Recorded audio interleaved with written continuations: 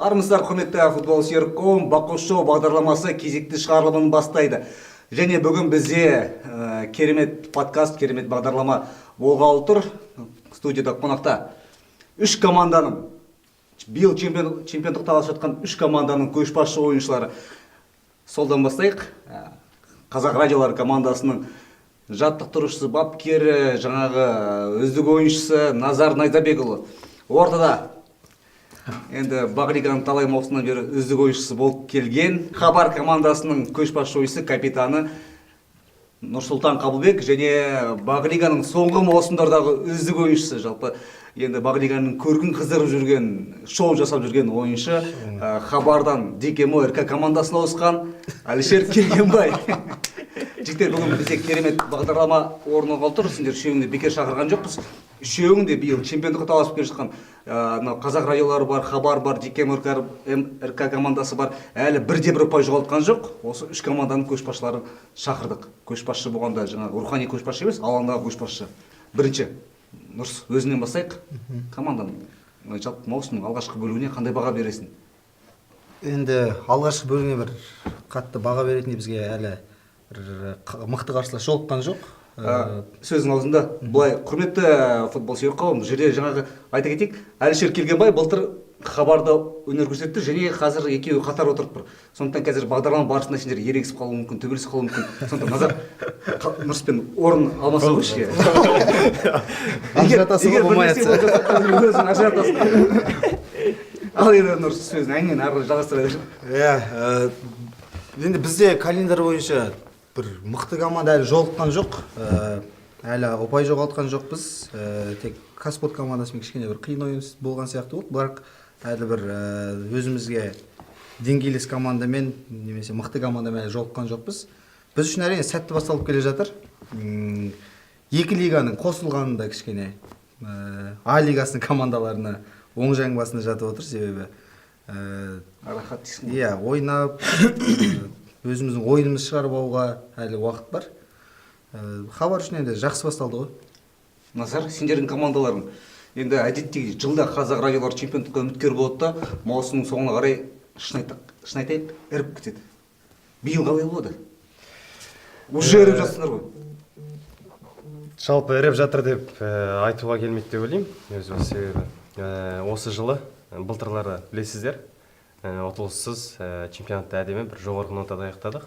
Әрине кішкене бір белгілі кішігірім себептер әсер етті деп ойлаймын. Аяқ жағында бір мотивация жетпей, балаларға мүмкін бір тағы да басқа бір жеке бас проблемалар болғандықтан кішкене балалар өз еңсесін түсіріп алды деп ойлаймын.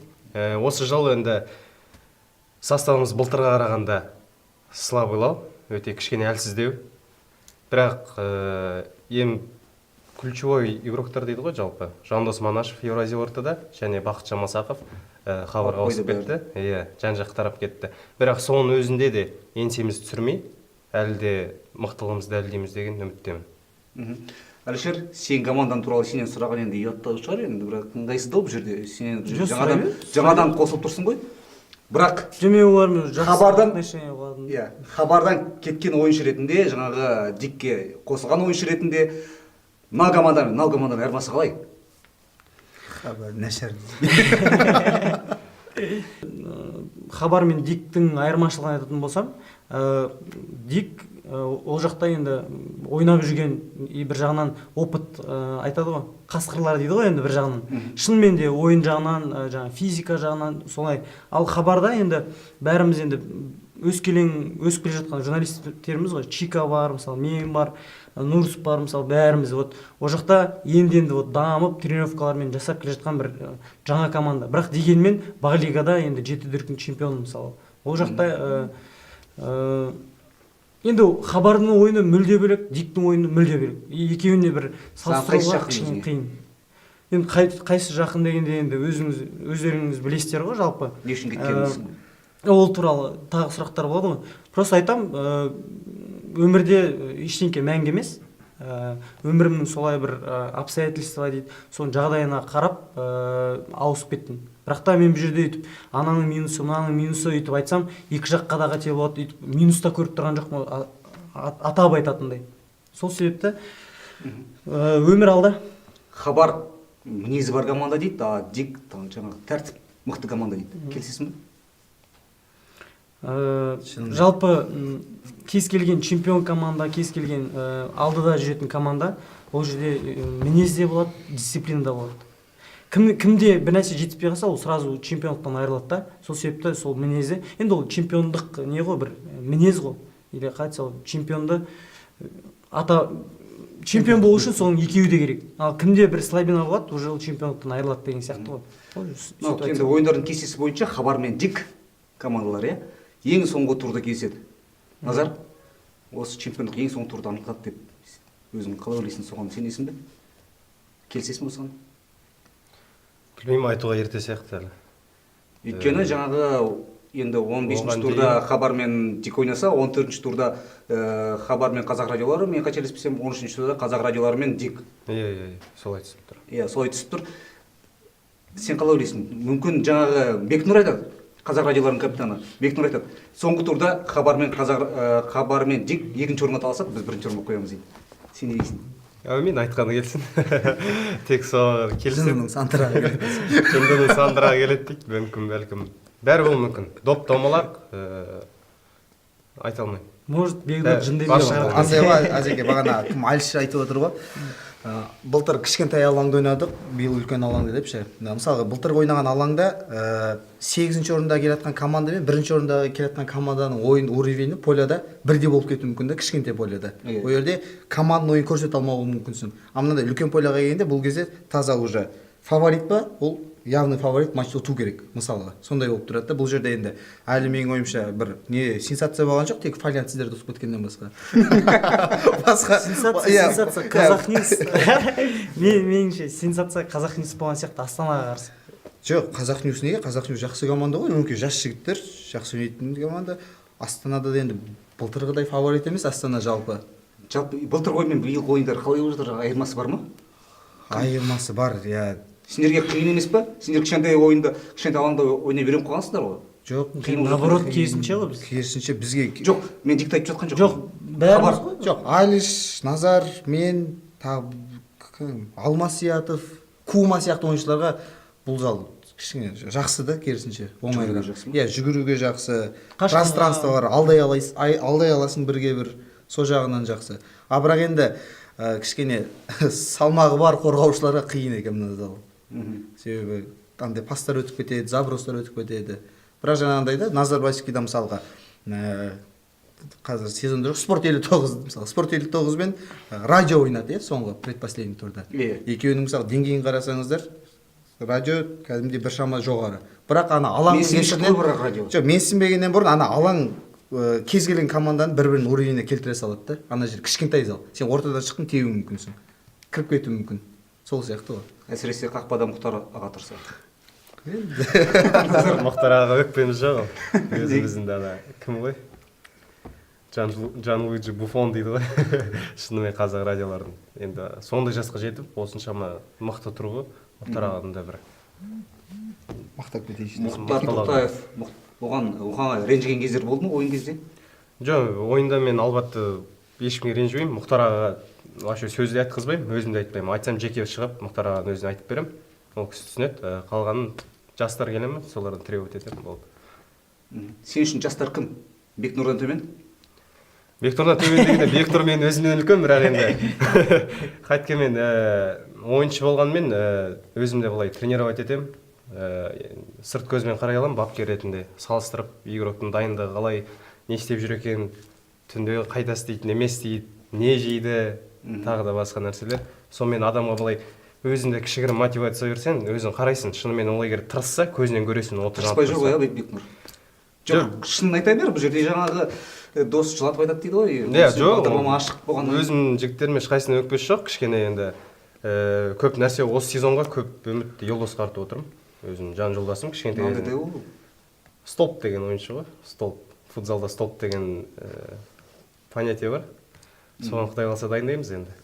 Бекнұр, сенен жасы біршама үлкен, иә? 3 жас үлкен. Команданың капитаны. Бірақ неге оның команданың ішін төмендетіп жүрдің? төмендетіп жіберді дегенге мен мүлдем келіспеймін. конкуренциядан қорыққан шығар. Жоқ. Әлде ол бірінші маусымда Бекнұр жалпы Бақ лиганың үздік ойыншыларының бірі болды. Екінші маусымда Осын айта бірақ кетейін кейінгі енді. кездері жаңағы әлде деңгейі түсіп кетті ма? Не істеу керек оған? Бақ лиганың деңгейі керісінше өсіп барады. Оңқы тоқтап қалды. Иә, жылдан жыл сайын, жылдан жылға міне мықты ойыншылар қосылып келеміз, Құдайға шүкір.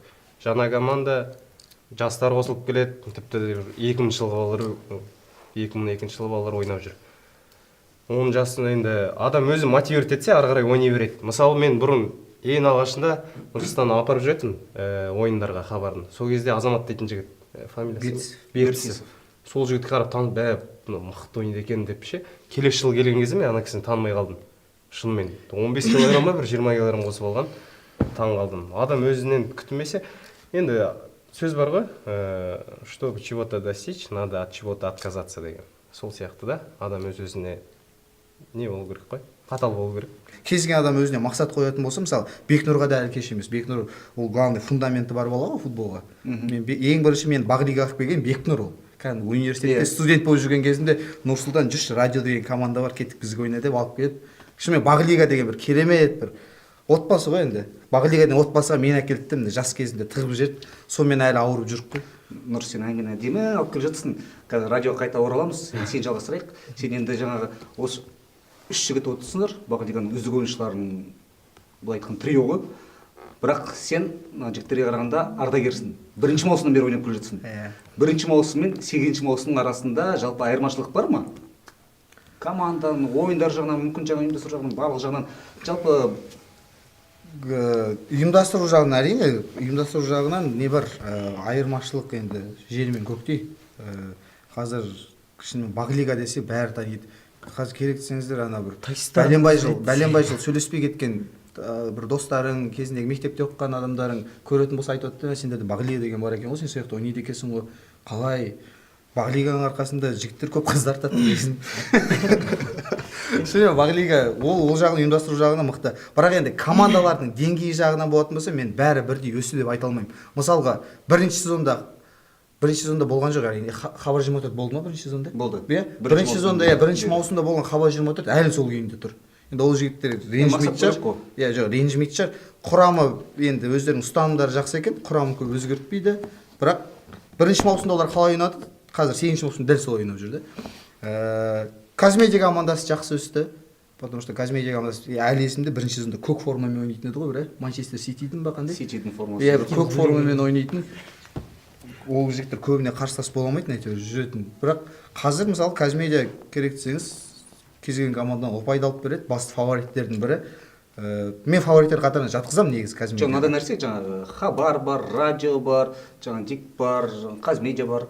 Бұлар спорттық принципті алға шығаратын команда. Жаңа сен айтқан командалар, Хабар 24 болсын, жаңа басқа мазмұндама болсын, олар Бақ лигада достық принципті ұстанатын, алға тартатын командалар. Жоқ, әзірге ондай мен келіспеймін. Ол кез келген команда ол ойнағаннан кейін андай жай әшейін достық деу үшін шықпайды ғой. Олар кез келген жігіттер ойнатқаннан кейін бәрінде намыс бар, ұтқысы келеді. Капитан мен руководительға байланысты. Кімнің мысалға 20-0 ұтылғысы келеді? Мысалы сол сияқты. Капитанға байланысты дейді, соны Бекнұр айтқым келіп тұр да. Капитанға көп нәрсе байланысты. Бізде лидерін командада капитан. Мүмкін сен капитан боласың. Мен әлі оған жаспын деп ойлаймын. Жоқ, жас емес, бұл Додода бізде капитан болып жүр ғой. Мен Бекнұр танимын ғой, айтып кетші бірінші сезоннан бастап. Бірінші сезонда Бекнұр ауыратын шынымен ше. Шынымен ауыратын футболмен. Ойынның алдында 27 рет звондайды. Нұрс, не істеп жатсыңдар? Ертең ұйықта қалмаңдаршы, Нұрс осылай ойнайықшы, Нұрс осылай ойнайықшы, бүйтейікші деп. Қазір Бекнұрдан енді ондай қызығушылық көріп жүрген жоқпын, бірақ шынымен назар айтпақшы қызығушылық арттыратын болса, мен былай жіберіп алған шығар. Жоқ, Бекнұр мен былай ойлаймын да, жалпы. Енді назардың мысы басы деп ойлаймын.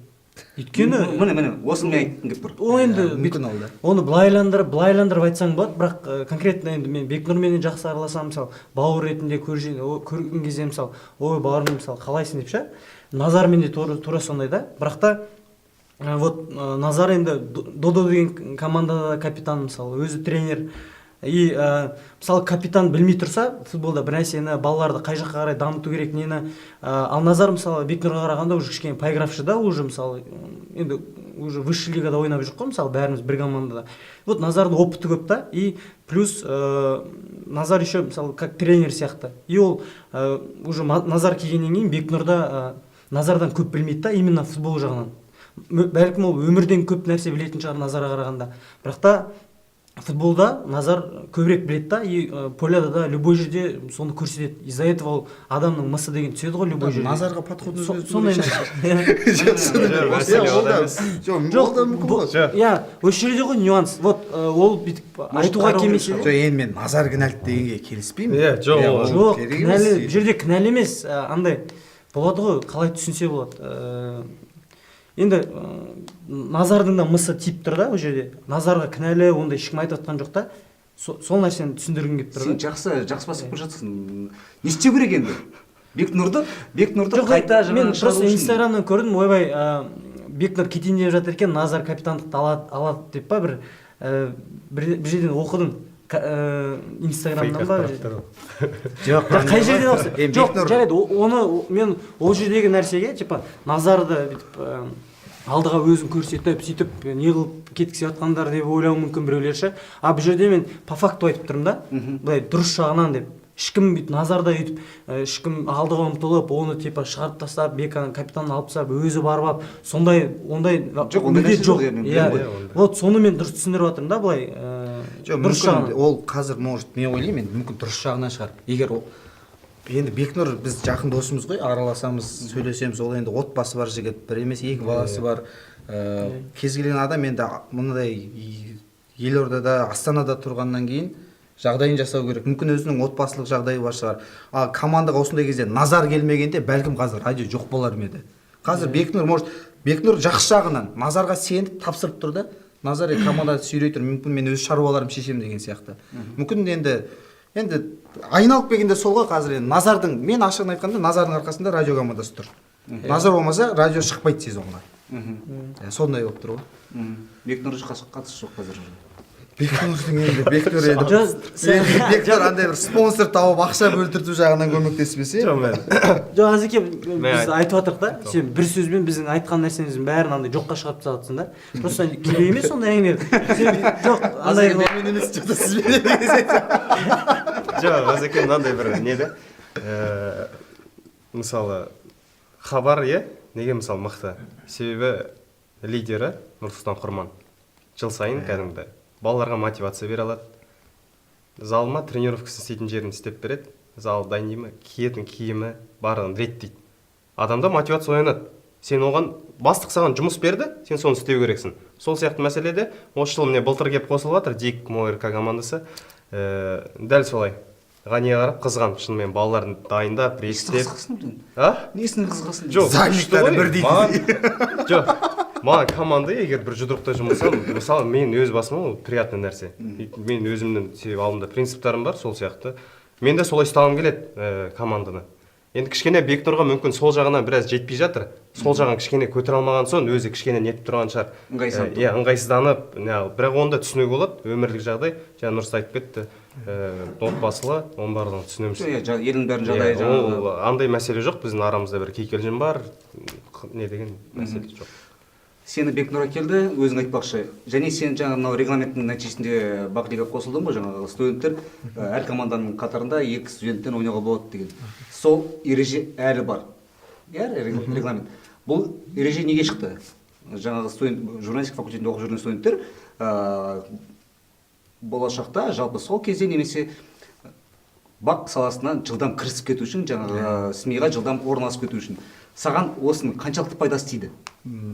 Үлкен пайдасы тиді, шынымен айтайыншы. Енді неге жұмыс істемейсің енді? Жоқ, енді мен жұмыс істедім ғой, 4 жыл істедім. Қазір енді мүмкін басқа жағында қызық шығар маған деген сияқты. Мен мысалға екінші курста ғой деймін бе? Екінші курста мен Бақлигаға қосылдым. Ол кезде шынымен телевизордан көретін адамдар, ол кезде Нұрсұлтан Құрман танымаймын, мысалға тағы бар телевизордан көретін адамдар. Бізге қызық қой, тем более біз журналистикада оқығаннан кейін сондай адамдармен сөйлескім келеді. Геділ аға бар радиодағы, ол кісі Мұхаммед Әлі аға бар, дауыстарын көріп ылғи тыңдап бізге сол кісілерді айтып жүретін. Кәдімгі сол кісілермен жақын етене араластық, іні болдық. Сосын енді кез келген жерде енді қолдауларын, ақылдарын беріп жүреді. сол кісілер Бекнұрдың, енді тікелей мен Бекнұрға ылғи рахмет айтам. Өзіне айтпасам да былай сыртта айтып жүрмін. Шынымен мен 3-ші курстан бастап группаластардың бәрі сабағын оқып жүрген кезде мен кәдімгі Қазақстан ұлттық арнасында менмен деген кәдімгі мықты проектілерде істеп жүрдім. Ол кәдімгі Бақ лиганың, ол біріншіден Бекнұрдың, екіншіден Бақ лиганың әсері деп ойлаймын. Шынымен де сол жағына көмектесті, жұмыс істеп жатырмын қазір. Алдағы уақытта, Қазіргі уақытта менікі жоқ, журналистикадан тыс. енді алдағы уақытта жалпы қайта оралатын, осы салаға қайта келетін. Иә, міндетті түрде, бірақ Қазмедиаға болмаса да, бірақ жалпы журналистика саласына. Телевизияға қайтып оралам дейсің. Иә, бәрі. Мен Нұрсұлтанды болашақта жаңағы үлкен бір ведущий ретінде көремін. Жаңа шоу жүргізетін, жаңалықтар жүргізетін, жаңа кез келген проектілерде жаңағы ортада сахнада жүретін сондай бір журналист. Әмин. Түрі де келіп тұр, жаңағы дауысында бәрі жақсы, жаңағы өзінің икемі де бар, денесі де бәрі. Бірақ сол нәрсе, сол жағдайға жету үшін адам надан бастау керек, төменнен бастау керек. Сөйтіп ақырын көтерілу керек. Ешкім сені бірден әкеліп қолыңа микрофон беріп қойып, жаңағы немесе қолыңа наушник тағып қойып, эфирге шығарып қоймайды. тура осы жерде дарынды айтсақ болады. Дарын Олжабай. Мысалы, осы 2-3 жыл бұрын таңғы хабарда екеуміз бірге сюжет түсіріп сол кезде айтып жүретін, мен жүргізуші боламын қалай да. Міне өткен жаңа жүргізуші болды. Қазір Евразияның мысалы лицосы да. Сондықтан Нұрсұлтанға айтар едім, асықпай, бірінші төменнен бастап, Жоқ, төменнен бастап администратор бол, жаңағы ассистент бол, режиссер бар, бол, ақырындап келеді оның барлығы. Мысалға жаңағы Көрермен жинаудан бастап маза екен менде. Әлішер, сен білемін, сахнада жүргізушісің ғой, студент кезден жүргізесің. Әлішер мысалға ол енді дұрыс жолмен келе жатыр деп ойлаймын. Болашақта ол да жаңағы тура сенде бар қабілеттер Әлішерде де бар. Әлішер жаңағы болашақта ол да болады. Әлішер жаңағы қазір редактор болып жүрсің, не? Уже 80 подписчигім бар ТикТокта десе. ТикТок барлығы не бар, ең басты жаңағы телевизиядағы мақсатқа шарт етірсіз. бірақ араларында жаңағы енді сен журналист мамандық бойынша енді саған да Бақ лиганың пайдасы тиді деп ойлаймын, осы Бақ саласына қызметке орналасуға. Солай ғой? Иә, әрине. Осы үшеуінің ішінде Назар мамандық бойынша журналистке ешқандай қатысы жоқ. Назар, сен не дейсің жалпы? Сен қаншалықты ұзақ жүресің осы салада? Негізімен мамандығым келіп тұр. Еуразия ұлттық университетінің радиоэлектроника, телекоммуникация мамандығын тәмамдадым. Сол Құдай қалап енді бір тағдырға жазылған шығар, өстіп бұйыртып қазақ радиоларында жұмыс істеу. Қазір Құдайға шүкір аудио бейне инженер болып, кәдімгідей өз мамандығымда тұрыс жұмыс істеп жатырмын. Алдағы 1-2 жылдағы мақсатыңды айтып берші. Қызметтегі мақсатыңды. Оны көпшілікке айтып нете алмаймын. Бірақ біледі ғой көпшілік. Көпшіліктен Осы жерде отырған төртеудің кем дегенде үшеуі білетін шығар. Білсе біреуі ғана білетін шығар, қалғандарын білмей. Еще родной деп қоямыз. Не істейсің? Басқа салаға кетесің бе, әлде жүре бересің бе? Әлде енді сен құжаттың барлығын қазір өткізіп қойып күтіп жүрсің бе? Толық білмеймін енді. Басқа біреулер де біледі ау. Бұйырған олар, түк айта алмайды. Уақыт көрсетеді. Бірақ Бақ саласында жүрген саған ұнай ма? Әрине ұнайды, иә. Құдайға шүкір осы жаққа келіп, шынымен көптеген адамдармен таныстым. 93 килограмммен жүрген кезінде бүйтіп әкеп Бекнұр тағы да Бекнұрға айналып келгенде, Бекнұрға да рахмет. Айналып келді де жігіт так келді, Бақ лигаға салып жетті. Сада жұмысы бар. Шаш өспей ме, көкірегің тезбей. Осы ретте шынымен Нұрсұлтанға, Бекнұрға және өзіміз Мұхтар ағамыз бар, Жүніс Ержан ағамыз бар. Сол кісілерге үлкен алғысым шексіз. Қазіргі жағдайыма, қазіргі осы. Бекнұрды қалай командадан шығарасың? Жоқ енді, иә, алғыстардың айттыңдар, сен айттың, сен кімге алғыс айтасың? Сен хабарға, Алматыда жүрген жерден хабарға келген кім? Таразда тауып болдық дегенсің ба? Жоқ, мен негізі хабармен қалай таныстым? Таразда жарыс болады дейді, 700 мыңға дейді. Әлішер кеттік дейді. Мен неужели да? Шынымен 700 мың ба дедім, короче. Десек, иә дейді. Бірінші ақшасын ойнадым. Мәселе қандай дейсің ғой. Сөйтіп айтып жатыр ғой маған. И сонымен, хорошо, как раз приключение бір жағынан еще журналистермен танысу. А так мен негізі журналистика оқысам да, негізі көп журналистика андай берілмеп едім да. Мен өнерге кішкене жақын болдым да. И бимен айналыстым, көбінесе өнермен жүрдім. И содан Таразға бардық, вот как раз мен сол кезде 4 дүркін чемпион, вот Нурс, Чика, Нұрсұлтан, Құрман, мен оларды вообще танымайтынмын, вообще Нұрсұлтанды телевизордан көрген, бірақ атын да білмеймін да, әйтеуір жүрді келіп. Ана бала дейсің ғой. Иә, короче, шынымды айтсам, көп адамдар танымаймын мен негізі, өйткені журналистикаға қатты қызықпағаннан кейін даже бүйтіп телевизорда көрмеймін ғой, шынын айтқан кезде. И содан барып футбол ойнадық, сосын полуфиналда мен 2 гол салып, короче, хабар ұшып кетті сол кезде. И сол кезде айтты, журналистиканы бітірдің ба, анау шу болды, короче, типа, анау журналист емес, типа, подставной профессиональный игрок деген сияқты. Мен кәдімгі дипломды шығарып алғанмын, әкеп алғанмын, көрсетіп жүрмін бәріне ше. И сөйтіп танысып кетті, келесі жарыс. Ол кезде мен келіспей қойдым Астанаға баруға. Сосын тағы бір 2-3 ай өткеннен кейін Қызылордада болды жарыс. Ол жақта да бомбардир болдым, бірақ та біз орын ала алмай қалдық та. И сөйтіп Астанаға шақырды. Содан осы жаққа келдік, короче. И сөйтіп содан бері мысалы Нұрсұлтан аға ретінде, бауыр ретінде осы 3 жылдың арасында көптеген біраз қиыншылықты да, қуанышты да бірге көрдік. Менің лично мақсатым осы бақ лига саласында хотя бы чемпион мира болу да. Менің лично алдыға қойған мақсатым. А бүйтіп қайта-қайта ұта бергеннен как-то уже кайф болмайды ғой бір жағынан. Өйткені былтырғы жылы мысалы радио келді, ол кезде уже. Сен сол үшін дикқа ауыстырдың қайта-қайта хабар ұтпасын деп. Ол үшін емес. Біріншіден Нұрсұлтан екеуміздің арамызда түсініспеушілік болды. Конкретно түсініспеушілік болды. Жоқ, Нұрсұлтан Құрман. Енді ол детально айту керек емес, түсініспеушілік болды. Қазір амандасасыңдар ма? Әрине амандасамыз, бәрі нормально, бауыр ретінде любой жерде көрсек, құшағымызды ашып тұрып амандасамыз. Бірақ та біріншіден менің ішімде кішкене обида бар, яғни өкпем бар. Бірақ та енді сөйлестік, уже шештік. Сол себепті алдында енді сондай ситуация болды да, біз командадан шығарғаннан кейін еще баға лигада келіп қалды ғой. Уже 2 аптадан кейін баға лига. Еще 1 апта 10 күн бұрын уже заявка тапсыру керек. 3 күн қалды, менде команда жоқ, например. И вот сол кезде біз радиоға да келдік, Назардың өзі тұр ғой. Радиоға келдік. Біз даже Нұрсекеміз сол кезде жүрдік командасы. Дикқа, Алишқа Дикқа ауыс деп айтқан негізі мен болатын. Иә, вот Назар екеуі болды, Дикқа ауысып алу үшін. Иә, Назар екеуміз машинаға салып алдық та Алишті отырғызып. Алиш тыңдады. Осылай да осылай. Егер бәрі нормально болатын болса, шынымен ғой футбол деп мәңгі жүре бермейміз ғой. И осы жерде бітіре салайық. То, что біздің арамызда Нұрсұлтан Құрманов мен аға ретінде, бауыр ретінде бір жақын туысқандай көрдім ғой 3 жыл бойы. Қоса кетейікші, Алишті Алматыдан неғып жүрген кезде кәдімгі Нұрсенді ашығын айту керек. Алиш ол кезде сен ол жақта жұмыс істеп ештеңе істеп жүрген жоқсың ғой Алматыда. Сөйтіп жүрген кезде жоқ, істеп жүрдім. Журналистика саласында. Журналистика саласында. Сол кезде Алишті Астанаға алып келіп, Алиштің өзі андай ғой, ерке ғой. Менен үлкен ғой негізі. Бірақ сонда да ерке де өзі. Нұрсқа прикол істейтін ол деген. Енді Алиш өзің балаң ғой деп. Өзің балаң, өзің Алматыдан алып келдің, болды асыра енді. Давай деп. Енді біздің команданың тарапынан мен қазір капитанмын ғой, бізге Алишқа біз жігіттердің ешқайсысынан өкпе жоқ. Бізге Алишқа алғыстан айтарымыз басқа ештеңеміз жоқ. Себебі хабар үшін до конца ойнап берді, соңына дейін хабарды неше рет чемпион қылып берді. 3 рет чемпион қылып берді. Кәдімгі ЛФ-те әуесқойлар арасында да өзінің еңбегін сіңірді.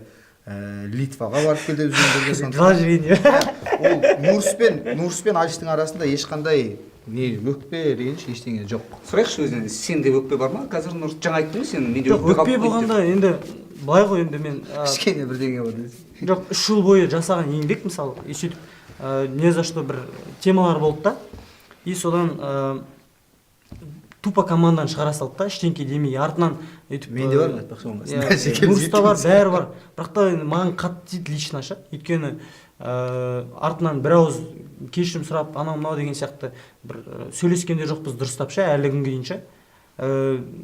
Сондай нәрсе кішкене өкпе болды. Бірақ та артынан жай-жай сөйлескен шын айтқанда ше. Әлі күнге дейін мен соған таңғалып жүрмін мысалы ше. Неге келмейді деп па? Жоқ, келмейді емес, имеется в виду отношение құртылып кетті да, өзімен өзі. Ол енді жігіт болғаннан кейін өйтіп бір-бірімізге жылап өйтіп отырмайсың ғой. Сен хабарластың ба, Дик хабарласты ма? Бірінші Ғани хабарласты. Дик қой енді. Яғни Дик хабарласты енді. Хабарласты, айтты, Алиш осылай естіп жатырмын, шын ба деп. Бәрі ойлады хайп, анау деп ше, өйткені Инстаграмға шыққаннан кейін бәрі сенген жоқ, иә.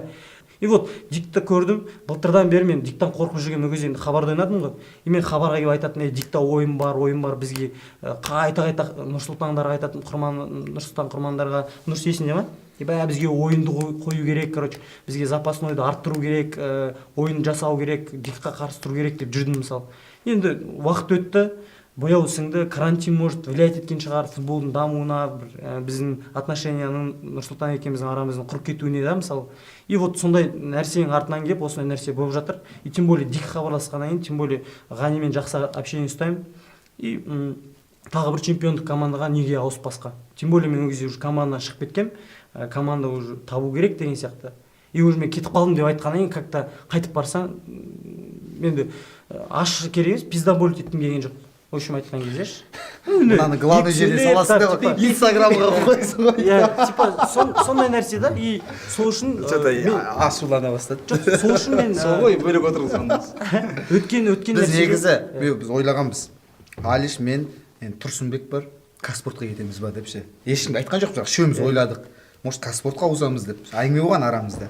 Сен ойлана келдік та. Ондай деңгейге түскім келген жоқ. Жоқ, неге Казспорт ол жаққа барсақ оның деңгейі өсіп кетеді ғой. Елдің барлығын енді былай айтқанда толғандырып жүрген, көкендіп жүрген ең маңызды сұрақ, сен айттың жаңағы, мен Хабар диктсапын жүрген, мен Хабарға қарсы ойнамаймын деп. Хабар мен Дик соңғы турда келіседі. Сен бәлкім жаңағы кубокты тағы келісер. Сен уәден тұрасың ба, әлде Хабарға қарсы шығасың ба енді алаңға? Оны уақыт көрсетеді конкретно. Уақытқа байланысты көреміз. Мен болашақ туралы ештеңе айта алмаймын. Мен саған сұрақ қойдым, нақты сұрақ, бірақ сен нақты жауап ала алмадың. Жоқ, айттым ғой, уақыт көрсетеді дедім. Сен соңғы турда немесе жаңа кубокта Әлішердің сендерге қарсы ойнағанын қалайсың ба? Жоқ, қалдым. Міне, жауап дейді осындай болу керек. Нақты. Жоқ, мен олардың Нұрс екеуі құрман, Нұрс екеуінің әңгімелерінің арасында болған жоқпын, бірақ естідім. Екеуі келіскен екен.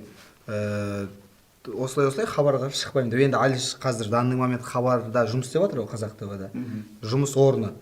Енді Нұрс сен солай келіскен. Сен әлде Қазақ ТВ-да жұмыс істеп жатсың, сен қазір Дикке ауысқанмен де біз сені мына жақтан жұмыстан шығармаймыз. Пожалуйста, жұмысыңды істей бер. Қазақ ТВ-да уже саған артық ақша ештеңе алмайды. Бірақ ертең бізге қарсы ойнамайсың деп екеуі келіскен екен. Болды, мен соны ғана білемін. Өз басым қаламаймын бізге қарсы ойнағанын. Артық проблема керек емес. Енді арғай Нұрс саған, енді елдің барлығы айтып жүрді. Маған да солай көрінді. Әлішер Хабарда ойнаған кезде сен оның көлеңкесінде қалып қалған сияқты болдың. Әлішер кетті. Енді сен өзіңді қалай сезініп жүрсің? Сол баяғы шығар екен. Шынымен. Бізде Аздаш екеумізде ондай бір конкуренция болған емес мүлдем. Енді елдің барлығы жаңа Хабарда кім лучше, Әлішер лучше, кім мықты, Әлішер мықты. Хабарда кім чемпион, кім Әлішер, солай жүрді. Жоқ, сен былай айтып отырсың Әзеке, конкретно біреуге бүйтіп ешкім айтпайды да. И сен әдейі мен айтып отқан кезде әдейі сұрап жатсың да оның бетінен да. И вот осындай кезде андай жаман ощущение болады. Сен мысалы қазір Нұрсқа уже намысына тиіп жатсың. Жоқ, одан емес, Алиш нормально өзім жауап беремін. Бетіне айтып отқан. Жоқ, олай керек емес, олайша. Ондай жоқ, одан емес. Алиш келгенде жоқ, мен ешқашан ондай бір конкуренциядан қорықпаймын, шынымды айтсам ше. Мен главный өз ойын білемін. Мен былай айтып кетейінші сізге. Мен Бағлигада үздік болған кезде менің ойыным басқаша болды. Қашан еді? Соңғысы сол неде бітті ғой деймін. Мен білем әйтеуір ең үздік бомбардирімді ұрлап алған білем Бағлиганың. Өзіңіз де біліп тұрсыз ғой, ол кезде. Мен ол кезде алған наградамды қайтарып бердім. Одан кейін сол қай сезон болды? 2 сезон өтті ғой, 3 сезон ғой, 3 сезон подряд болып отыр қазір. Оған дейін мен андай болатын. Дұрыс емес футбол ойнайтынмын, шынымды айтсам. Айтады ғой өзі, эгоист игрок болдым ғой поляда. Пас бермеймін, артқа қайтпаймын, алда тұрам, салам бітті. Бізде бағана айтады, Назар бәріміз Додо деген команда ашқаннан кейін бізде тренер алдық, мықты тренеріміз бар, Нұржан деген. Тренер алғаннан кейін бізге Назар екеумізге дұрыс футбол ойнауды үйретті да. Көбінесе пас, доппен көп жүрмеу керек, дұрыс жағынан. И мен мысалға Алиштің өзіне де айтып жүрмін. Алдында тоже біреуден естіп қалдым, тоже осылай айтқан болды маған. Алиш келгенде сен жоқ болып кеттің анау дегенде айтқан болатын. Алиш мысалы естідің ғой сен өзің ондай сөздерді. Иә, айтады ғой ондай. Алиш былтыр 34 гол салдың ба, брат? Сезон бомбардир болғанда? 34 гол соқса, екеуміз бірге отырып санадық қой, 23 голевой пас берген. Сен? Мен Алишерге 23 голевой пас берген. Өзім 30 гол салдым ба? Өзім 31 гол салдым. Енді қараңыз. Ал менің соққан голдарыма оның 70-80%-ына Алиш бас берген. Түсініп тұрсыз ғой, демек біздің арамызда біреу өшіп қалды деген емес, бізде мықты тандем болды деп ойлаймын. Мен қазір ылғи алдында да бір күндік жарыста Алиш айтып отырмын, Алиш сенсіз қиналып отырмын поляда деп ше. Шынымен әбден үйреніп қалғанбыз Алиш екеуміз бірімізге ше. Қазір қиын болып жүр ме? Қазір мойындаймын, қазір қиын болып жүр. Енді кімге пас беріп жүрсің, кімнен пас алып жүрсің? Қазір Масақовтан алып жүрмін пастарды. Нұрстан алып, Нұрс өзі профессор ғой, мен Нұрсқа айтамын, сен профессорсың поляда. Осы жерде жігіттер 3 ойыншы отыр, бірақ диван 6 адамға арналған болса, тағы 3 ойыншы кім болар еді? Құмарбек Азат. Міндетті түрде қосатын едім, үздіктерге. Себебі мені Казмедиа командасын сүйреп жүрген ойыншы ғой, шынымен де. Аяғы ауыр ұрсады, алдынан Атгеумен ойнап отыр. Аяғы жүгіре алмайды, бірақ 40 минут ойнап шықты да. Жаныма шығып кетті, бірақ ол демек ол лидер команданың. Всегда бомбардир. Одан кейін үздік деп қосар едім. Алмас. Алмасты қосам ғой. Әлі ерте. Қазір ойланып алайын. Нұрсұлтан Құрман қосар едім. Ағам ғой. Ағам ғой. Жоқ, ондай футболмен ауыратын адам жоқ шығар ол. Нұрсұлтан Құрман қосар едім. Одан кейін барып Алмас Сиятовты қосатын шығармын. Алмас Сиятов енді ол Назар екеуміз сыртынан ойына қарап отырып демаламыз ғой. Назар сенің Назарды алсақ қой деп. Мен ойым енді 6 адамдық диван дейік. Үшеуің отырсыңдар, тағы үшеу кім? Бірінші Алмас Сиятов. Өзім жерлесім екен. Алдында танысып араласып жүрміз. Одан бөлек Жандос Манашев. Үшінші топ 3-ке кіргізер едім. Басқалар ренжіп қалмасын, жан жолдасым ғой, Елдос Өмірхан. Осы сезон Елдостың сезоны мотивация бер еще осы жігітке. Бекнұрға мотивация берші. Бекнұрға бердік 15 минут арнатып қой басында. Осының соңынан алып жаңа мотивация. Болды, жетеді. Мен мысалы енді шадан негізі 6 адамдық болса деп болған жоқ қой. Енді шадан Етсінбейді ешкімді. именно айтып жатқаным. Мына үшеуінің өзі артық десе Жоқ, мен айтқым келіп тұрғаны шаданы ғана шақырды, значит, үшеуін ерекше деп айтып отыр да. И вот шыны керек, осы үшеуміз шығар, Бағалегенен көбінесе футболға именно ойын өрнегі жағынан өте көп тренировкадан қалдырмайтын, каждый раз өзінің шынын, ойынын мысалы арттыратын да. Енді біздің қаттан енді высший лигаға қайттан келе аламын да, бұл жерде вот Алмасты вот на уровне игры вот Алмасты қоса алатын едім да. Ал қалған еуроптар мысалы көбінесе енді уже бір типқа түседі да, шын керек.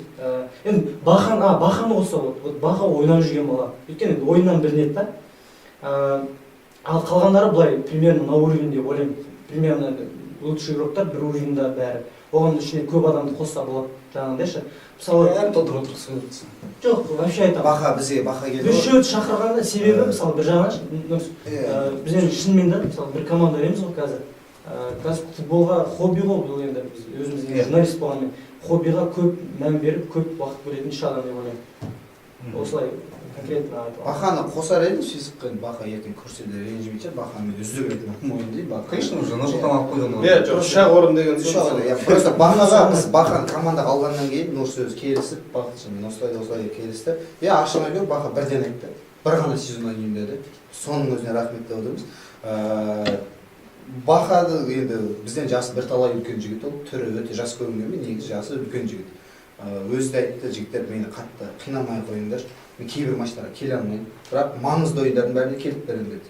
Біз Бахаға сыра бірден келістік, ол бір емес екі жұмыста істейді. Содан кейін басым көпшілігін енді жұмысын арнап жатыр. Бірақ командаға Бахаға риза болатыным, келген ойынына елден бірінші келеді және бәрін айғайлап жүреді. Жігіттер бүгін ойнау керекпіз, жігіттер ұту керекпіз деп. Радиода сөйтпейтін ше. Просто подход керек та. Команда ұнап тұр дейді, атмосфера. Сендер үшеуің де жаттықтырушысыңдар. Бахлигадағы жаңалықты ойыншылардың арасынан шыққан алғаш жаттықтырушылардың бірі.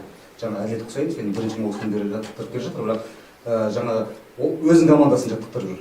Сендер басқа командалар жаттықтырып жүрген алғашқы бапкер болып келдіңдер. Сенікі Қазақ Ньюс, сенікі Тюспорт, Қазспорт. Не айырмашылығы бар жаттықтырушы, ойыншы екеуінің? Енді мен айта кетейін, мысалы бізде қалай болды, дзюдомен айналысқан кезде мен кішкентайлар турнир болады, өзімнің кішкентай мысалы 2003-2004 жылғы арасында сол кездері енді мысалы судья қылып шығарады. Кәдімгідей киініп аласың, костюм шалбармен шығасың, судить етесің, татамидің үстінде шығып. Сен басқа ракурстан көресің футболды мысалы. Күресті мен басқа ракурстан көремін. Мына жерде осылай істеуге болады, соны үйрену үшін. Мысалы бапкерлікте де сондай. Сен көресің мысалы адам қалай екен, шынымен осының мына позициясы осы ма екен дегенше, соны сөйтіп айналысып келіп, сөйтіп бапкер. Солай деп ойлаймын. Менікі кішкене басқалай енді көзқарас. Мен ойлаймын то, что енді любой адам енді білгенін айтады ғой, ақшаң жетпесе, миың жетпесе сатып ал дейді ғой. Сол сияқты менде бір хоббиімді ақшаға айландырғым келеді да. И бір жағынан бір команданы өсуіне неғылғым келеді. Айтады ғой, ұстаздық еткен жалықпас деп. И өзімнің білетінімді вот өскелең жаңағы енді бастап келе жатқан командаларға үйреткім келеді да. И бір жағынан көремін, маған да айтты, Казахньюс бірінші жазды, хабарласты, осылай тренер боласың. Иә, төлейді. Қанша? Құпия болмаса? 30 мың теңге төлейді маған. Айына 30 мың теңге. 30 мың. Цехың ба? Жоқ, сендер ондайды алмайсың да. Жоқ, мен сразу айттым 30 мың теңге, зато мен конкретно выделяться етемін деді, бүкіл уақытымды бөлемін дедім. Қазір Q-спорт соңғы орында келе жатыр. Q-спорт өздеріңіз білетіндей былтырғы А лигасының бірінші, екінші, үшінші орын алған командасымен кездесті. Әлі басқа ойын ойнаған жоқ. Казспортпен ойнады кубоктық кездесуде. Бірақ соның өзінде де состав болмай жатқан өзінде 4-3 есебімен ұтылды. Енді мен ойлаймын, жақсы бір көрсеткішті жазып санаймын. Біздің командада мысалы Казахньюсқа, Казспортқа қарағанда жастар аздау. Именно жүгіріп, ойнап жүрген балалар. Көбінде үлкен кісілермен, возрастной кісілермен жұмыс істеп жатыр. Еламан Әмірғазы бастаған қырандар енді стрелять етіп, осы сезонда бір 7-8 орынға кіреді деген, жетілікке кіреді. Саған төлемейді ғой? Жоқ, құпия.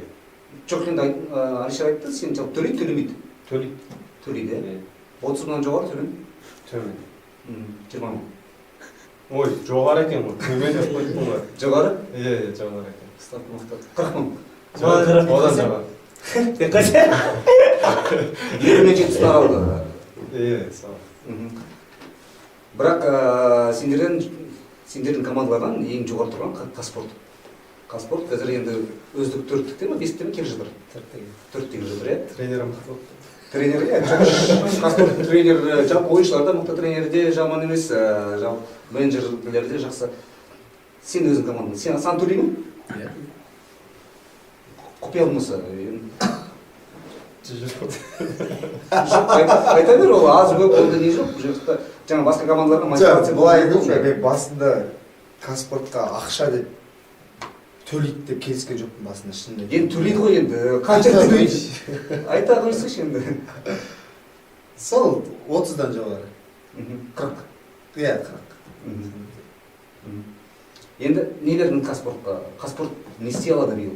Казспорт үшінші орынға алсамыз дейді. Шамалары жетеді ме? Иә, жетеді деп ойлаймын. Ең бастысы Казспорт болса, жаңа жылға дейін 4 ойын бар екен, 4 ойында ұпай жолдап қоятын болса, 70%, 80% үшінші орынға. Кіммен талысады? Бірінші орын тек болса, екінші орын Қазақ радиолары болса. Хабар беремін. Жоқ, білмеймін, енді сеніп отырмын мен.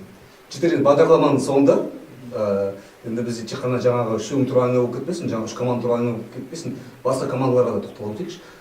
Енді хабар, джип, жаңағы Қазақ радиолары бұл туралы айтып салдық, әбден Казспорт туралы қандай ойларың бар? Мен ойлаймын, мысалы Казспорт ол постоянно жарыстарда, мысалы республикалық сол сияқты жарыстарда былтыр мысалы президент кубогында 3-ші орын алды. Қателеспесем. 2-ші орын алды. Иә, финалда ойнады. Вот өткендегі турнирда 3-ші орын алды, например. Мысалы радио ұтты, да? 3-ші орын. Иә, вот 3-ші орын алды, например. Мен ойлаймын, ол бір жағынан тренердің келуімен де, даже Нұрс жоқ кезде де оларды бір ынталасын көруге болады да. Нұрсты тем более алып жатқанмен уже команда алдыға қарай кетіп бара жатыр да. Казспортта ерекше сондай бір не қылып көремін. Тура ана республиканский турнирларда Тарас сондай болатын. Игроктары былай жай-жай, бірақ всегда орын алады да. Казспорттың жоспары өте мықты, балаларға ризамыз. Олар келесі жылы екінші команда шығарамыз дейді. Құдай қалап бұйырса биыл А лигасында қалып, сөйтіп бәрі жақсы болып өзіміздің жоспарымызда болатын болса, келесі сезонға Казспорттан 2 команда шығады дейді. Демек қызығушылық бар, демек өсу бар деп ойлаймын. Назар екеуміз жақсы бір сөзіміз бар. андай ғой, еңбек түбінде бәрін жеңеді. Кім еңбектенеді, ол ертең алаңда бәрібір көрінеді да. Еңбектенеді команда жақсы жетістікке жетеді. Астана ТВ биыл назар Астана ТВ неге биыл кішкене енді әдеттің өзі айтады, биыл біз ешқандай мақсатымыз жоқ, жаңағы турнир спорттық мақсат жоқ дейді. Бірақ олар әлеуеті жететін бе үшінші орынға таласуға? Неге олар жаңағы биыл тұралап қалды? Әрине, әлі де түк шешілмеген сияқты негізі. Айтуға бәрі алды, ерте сияқты, иә, 3-4 ақ тұрған ойнады. Бәрі мүмкін, Астана өзінің енді бір осал жері кішкене енді қақпалары нет қатты еді, ана бір айғара беретін. Покидаев. Не, Покидаев дейтін. Кирилл Пяртел мықты ғой. А? Кирилл Пяртел де мықты ғой. Енді білмеймін, мен соңғы ойында бүгін жұмыста қарап шықтым, Қазақ Ньюс ойнаған мақсат көңілде шыққан. Алда кубоктағы финалда кубокта ойын көрдім хабарда. Асып баттан несі көрген жоқ. Жалпы орын десек, Астана осы жылы соны айтады ма? Иә. 5 или 6. Астана туралы просто вот сен айтып жатсың ғой, бізде ешқандай мақсат жоқ деп. Мысли материализуется, да? Вот уже олар уже сөзден тайып жатқаннан ол да уже болашақта не болады да, оның өзі қатты влияет етеді. И вот қандай орын алса да мен таңғалмаймын да лично, бірақ Астанадан өте қатты қорқасың бір жағынан, өйткені бәрі ойнауы мүмкін, мысалы ойын басқалай кетіп қалуы мүмкін, кішкене недооценкамен шығып қалуы мүмкінсің деген сияқты ше. Любой командадан ұпай алатын командалардың бірі. Сол себепті қорқу керек. Бірақ енді жаңа сен айтып, біз енді обсуждать еткен сияқты, егер мақсаты жоқ болса, уже ештеңе айта алмайсың да. Яғни тройканы алсаңыз деп тұрса, уже енді оның өзі бөлек не да. Сол себепті мен осы жағынан ойлаймын. Қандай орын алатын еді, уақыт көрсетеді. Тағы жас командалардың бірі National Geographic Қазақстан. 8-сін жаңа айттым ғой, жаңа Арай Ізбай, жаңа бәрі сап тұрған. Бірақ бұл команданың әлеуеті қандай? 8-ке кіреді, менің ойымша. 8-ке кіру керек. Андай команда ғой, жақсы. Нерв қатетін команда ғой, жағын айтыршы. Шын ол әсер етіп психология жағынан. Алдында мысалы мен Казмедия Ерштің қасына барып айтым, Ерш, не болатсыңдар деп. Шықты, қатты ойнайтын Ерштің өзіне қатты ойнап жатады, Ерш жоқ поляда. Сындыртсың. Поляда Ерш жоқ уже. Куман сындырып жатады. Андай да, характері бар да, поляда намыс бар бастысы да, ұтылғысы келмейді. Кейін Арекеден сөзім айтады, алдында интервьюда бізді просто 14-ші, 13-ші орын алады дегеннен біз намыстандық дейді да.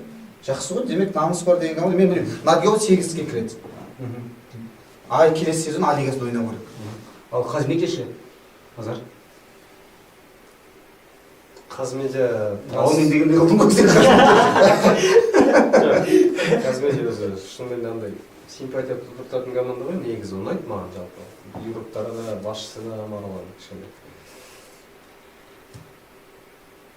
Негізі былай бапкер ретінде, былай сырт көзімен айтатын болсам, Алысқа орын. жоқ, Құмарбек Азаттың қасына 2 игрок болса, бер жағына жүгіретін. Батырбек Қазбекпен кім ше? Нұрбол Тұрсынбаев. Чемпионатқа таласады. Нұрбол да жақсы. Чемпионатқа таласады олар. Егер қасына тағы бір 2 ойыншы болса, мысалы, Рыжы мен Манашев сияқты деген сияқты ғой, сондай бір 2 ойыншы болса, сондай. Ай сен болмайтын біліп айтып тұрсың ғой. Бір ниче ма? 2 ниче ойнады ма уже? Иә. Геомен Астана. Қалған ойындармен қарады. Әрбір таласу мүмкін. Екінші орынға, үшінші орынға таласу мүмкін. Тура сол сияқты да, бағанағы айтқан нәрсе. Мен постоянно ниче ойнап қалған кезде сұраймын да, Ершовтан неден. Олар маған бүйтіп айтады, ой бізде білесің ғой, тренировка жоқ, ой бізде білесің ғой, тренировка жоқ. Оның өзі уже біраз нәрсені айтып тұр да. Уже команданың бір мақсаты и вот вложениесі болмаса, ол қиын да. Сен қанша жерден 30 жыл, 40 жыл ойна, сен тренировкасыз уже мақсат қойып, цель қойып, алға қарай двигаться етпесең, ол топ без толку да. А так бүйтіп обсуждать етіп отыра береміз. Бәрі топовый игроктар, чемпиондыққа таласатын. 5-ші чемпионство алған кезде қалай біз дірілдетті мысалы. Отырып тұрып, мысалы камбэк жасап тұрып. Марғұланның ең ошибкасы сол игроктар жібермеу керек еді Марғұлан. Кімдер именно? Сайда ойнаған, қазір Астанада жүр ғой екеуі. Сол игрок именно Казмедияға кедей игрок еді. Екеуі қазір болса мысалы бірдеңеге таласу болатын. Мен Марғұланның өзіне де айтамын. Сен ақыры сол чемпион бола алмай қалды, сынып қалды да, игроктар кетіп қалды жан-жақта. Қайтадан баяғы өзінің косяктары қалды. Тағы сол игроктарды алу керек еді. Еще қазір қателеспесем Казмедияның календарь өте қиын екен, кіммен тұр? Дик, радио, хабаршы подряд тұр ғой. Сол үшеуінен сүрінбей енді нормально очко жинаса, мүмкін назар айтпақшы 3-ке таласып қалар. Ал егер енді үшеуінен ұтылатын болса, онда қиын болады. И вот қайтып айналып келіп жаңа руководитель келіп деді да, вот Марғұлан туралы айтып отыр да. И вот сол Европтарды алып қала алмады, болды уже команда поплыл, сол сияқты. Осы жылы енді қайттан тренировкалар жасап, мысалы тағы бір усиление ала ма білмеймін ғой енді. Сөйтсе мысалы уже чемпиондықта көресің железобетон. Уже екі нича, оның өзі уже қиын. Ертең мысалы біз енді без поражения келе жатырмыз да, тура сол сияқты. Біз без поражения өтсек болды ғой, уже 4-5 арға кете береді олар. Сол сияқты ғой. Сендердің ежелгі қарсыластарың Хабар агенттігінің дерби, Хабар 24 пен Хабар арасындағы ойындар бұрындары айтқанда топ ойын болды. Топ матч болды. Иә, Хабар Естідік солай болған деп. Бірақ қазір енді ондай Хабар 24-ның деңгейі ондай дәрежеде емес. Дегенмен ол команда туралы не айтасың? Ол командаға региондағы жарыстарға бару керек. Ол жаққа мақсат ұтам чемпион болу емес.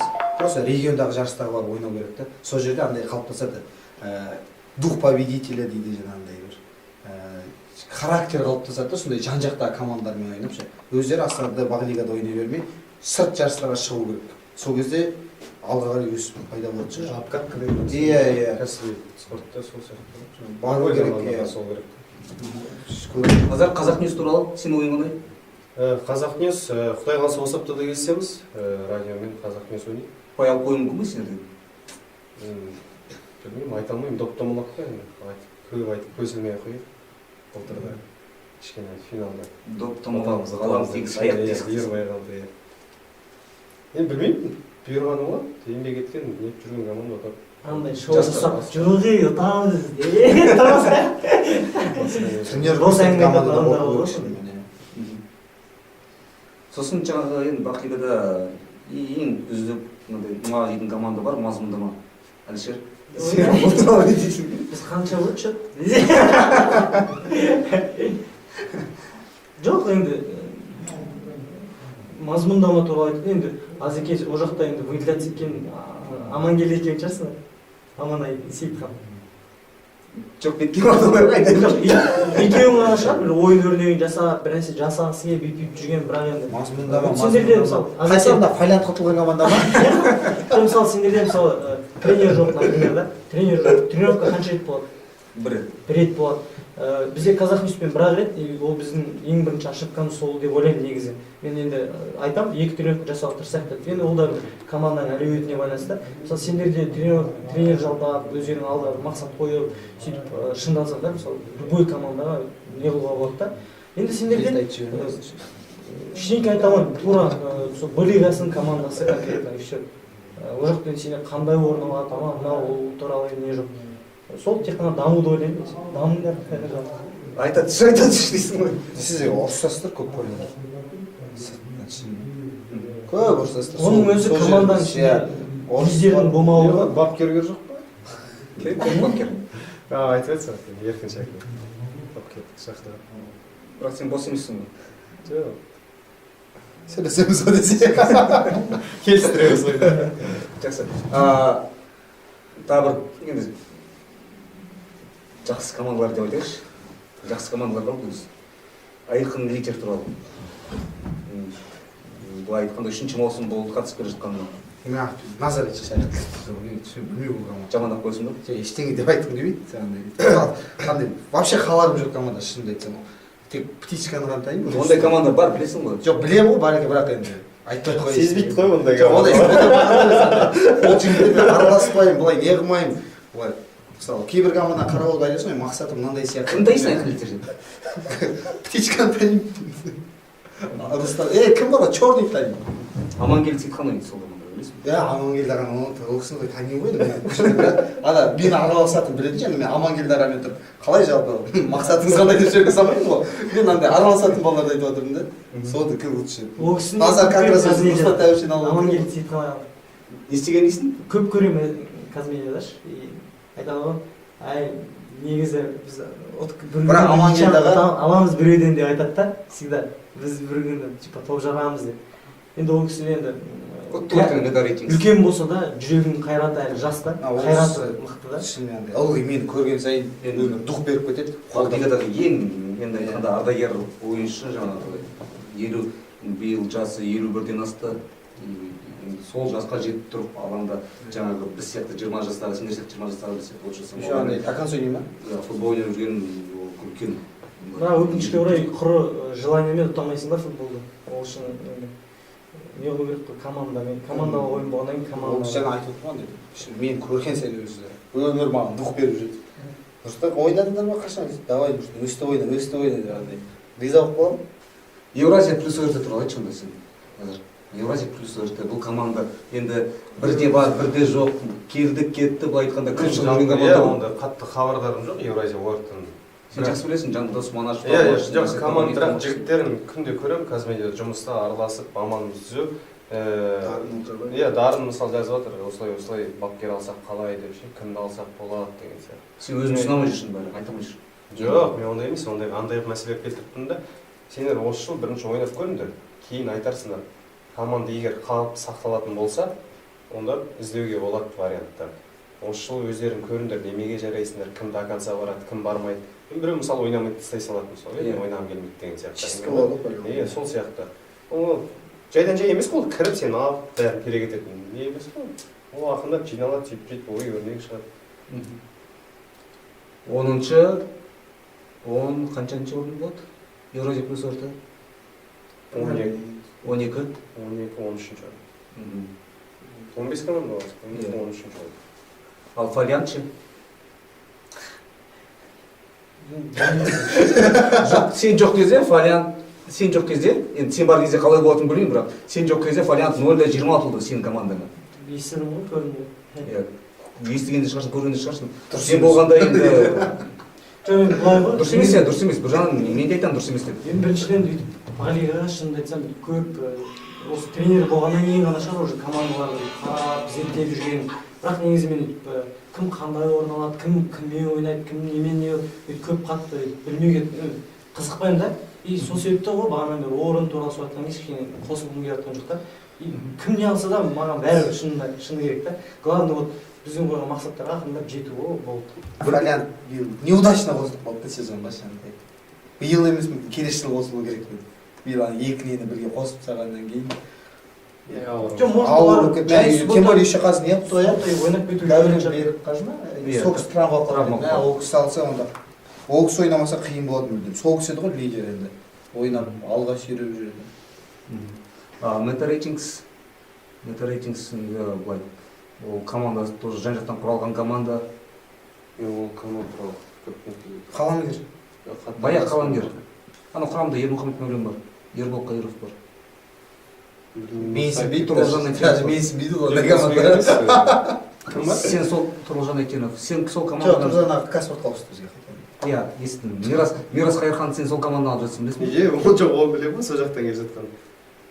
Енді білмеймін ол команданың әлеуеті қалай екенін, ойындардан қарау керек. Әлі победа жоқ қателеспесем оларда, иә? Әлі победа жоқ. Киспорт туралы сен не дейсің? Киспорт маған айтып өтті ғой уже. Сразу А дегенде хабарға түсті, артынша радиоға түсті, артынша Астанаға түсті.